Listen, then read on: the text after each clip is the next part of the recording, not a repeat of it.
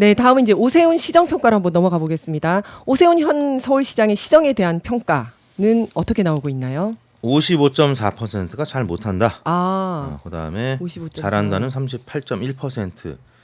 이게 지금 뭐 대략 이재명 대통령의 지지율과 완전 반대. 뒤집어졌네요. 네, 네. 이재명 대통령이 지금 대통령 국정수행 평가가 전국에서 대략 파란색이 50% 중반 내지 60% 나오고 있고 빨간색이 또 한 30% 이렇게 나오는데 정반대로 지금 이재명 대통령의 국정수행 평가가 워낙 높고 민주당 지지율 높고 그다음에 윤 어게인 외치는 국민의힘 지지율 낮고 윤석열 대통령에 대한 지금 여러 가지 반성 안 하는 또 재판받는 이런 모습 화가 나 있는 이런 부분들 볼 때 또 명태균 계속 오세훈 시장 끌어내리고 있잖아요. 그렇죠. 그러니까 좋을 수가 없죠. 그리고 뭐 아시다시피 한강 버스 지난 11월달에 서버렸어요. 그래갖고 유네스코 또 세계유산 종묘 인근 재개발 또 김민석 총리한테 한 방 먹었는데 그러다 보니까 뭐 긍정평가가 좋게 나올 수가 없었죠. 네, 맞습니다.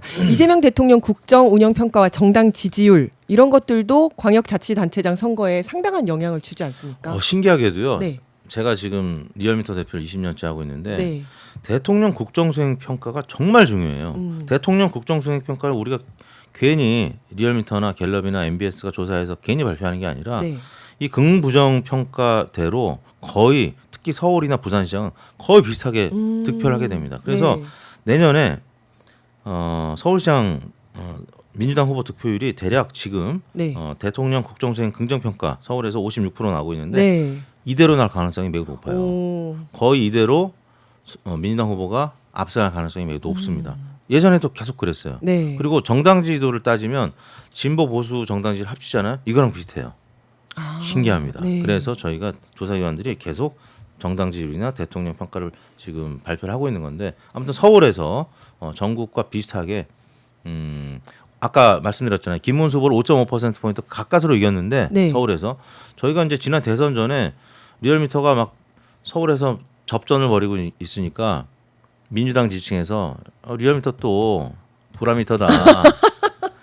서울시가 이럴 리가 없다. 근데 득표는 실제 그렇게 했어요. 리얼미터 지표를 좀 제발 믿어주십시오.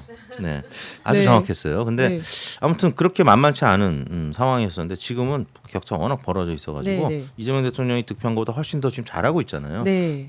그래서 제가 볼 때는 내년 지방선거까지 대통령의 취임 1주년을 계속 이제 기념일을 향해서 가고 있고 또 5월달에 노무현 전 대통령 또 서거일이 있습니다. 5월 말에.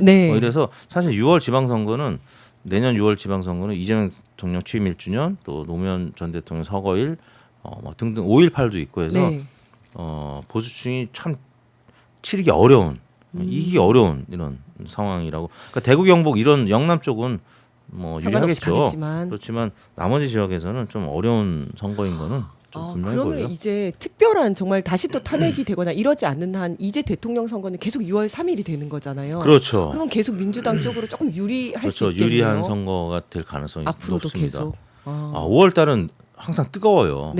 그러네요. 이제 봄이 시작돼서 좀 더워지기 막 시작할 무렵이고 6월 달에는 실제로 덥습니다. 근데 그때 5월 항쟁 때 막 땀 흘리면서 체류탄 맞았던 뭐 50, 60 세대들은 확실히 기억을 하고 있고 30, 40도 많이 또 엄마, 아빠, 삼촌한테 많이 들었고 뉴스를 통해서 봤잖아요. 그러니까 30, 40 세대들도 마찬가지고. 이게 몇 월 달에 선거를 치르냐에 따라서 그게 또 효과가 있네요. 윤석열이 계엄 선택을 아주 날짜를 아주 잘해줬습니다. 12월 3일. 탄핵도 딱 4월 4일 날 되는 바람에 그죠? 그러네요. 아까 그럼 보여주셨던 그 서울특별시장 시정운영평가와 이재명 대통령 국정운영평가 56%가 잘한다고 했던 것도 서울 시민들이 그렇게 평가를 한 거죠. 그다음에 이제 정당 지지율인데요. 서울 시민들의 정당 지지율 민주당 45점이 국민의힘 27.9. 전체적으로 전국에서는 국민의힘이 30%대를 기록을 하고 있는데 지금 서울에서는 20%대를 기록하고 있어요. ARS 기준입니다. 전화 면접에서는 국민의힘이 뭐 어느 조사는 다 20%대인데 ARS에서는 그래도 전국에서 국민의힘 30%대를 기록하고 있어요. 그리고 실제 대선이나 지방선거 치르면 적어도 30% 이상은 나옵니다. 국민의힘이. 우리나라 사실상 양당 체제이기 때문에. 네. 그런데 전화 면접에서는 창피하니까 네. 저쪽 전화 방금 걸어온 사람이 누군지도 모르는 면접원한테 국민의힘을 지지한다고 옆에 사람들이 있는데 보통 전화 받잖아요. 네, 네. 그럼 친구들이나 가정에서 혹은 직장에서 국민의힘 지지합니다. 이거 얘기하기 좀 그렇잖아요. 거기서 10% 날라가요. 그게 이제 샤이 보수인가요? 샤이 보수입니다. 네. 사실 창피하죠. 사실 네, 네. 지금 계속 윤어게인 외치는데 네, 네. 뭐 그런 상황이기 때문에. 근데 서울은 조금 더 벌어져 있다. 45.2 대 27.9.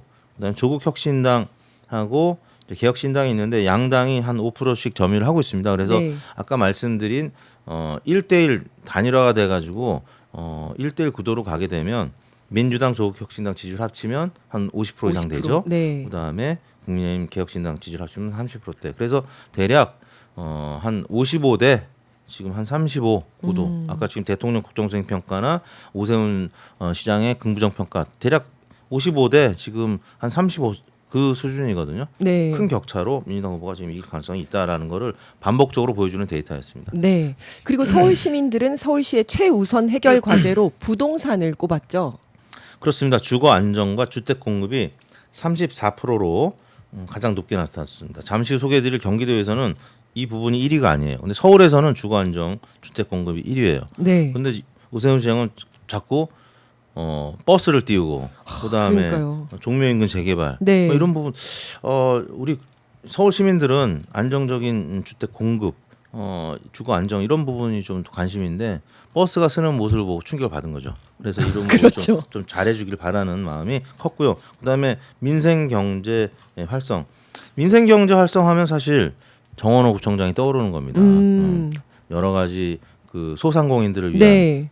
정책들, 그다음에 반지하에 사는 서민들을 위한 또 대책 지난번에 물난리 났을 때 네. 그러면 정원호 구청장이 먼저 떠오르지 서울시장이 먼저 떠오르지 그러네요. 않거든요. 네, 네. 그래서 정원호 구청장이 지금 높게 나타나는 거고 또 박주민 의원도 높게 나타나는 게 바로 이런 오세훈 시장의 반면교사, 네. 반사 효과 이런 부분이 반영이 됐다고 보면 되고. 그러니까요. 위에서 주거 안정, 주택 공급, 민생 경제 활성, 저출생, 돌봄 지원 이런 것들은 지금 오세훈과는 전혀 연결이 안 되거든요. 안 되죠. 네, 오세훈은 오히려 저 밑에 있는 뭐 문화 관광이라든지 뭐 이런 쪽 아니면 개발 막 이런 거여가지고 그러니까요. 전혀 이어지지가 않습니다.